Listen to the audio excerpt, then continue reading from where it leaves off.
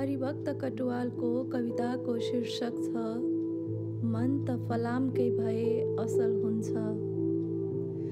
मन त फलामकै भए असल हुन्छ, न घात प्रतिघातमा रुन्छ, न सयपत्री र बाबरीले बाटो धुन्छ।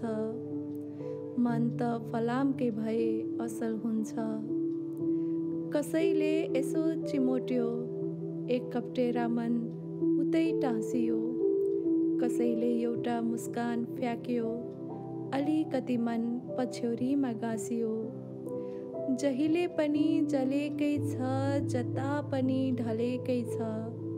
मनको बह कसैलाई नकह, कसले सुन्छ, कसले गुन्छ। मन त फलामकै भए असल हुन्छ। वसन्तमा वन फुल्यो, मन उतै भुल्यो। वैशले जाउँ है भन्न थाल्यो, पीर झन् ठुलो।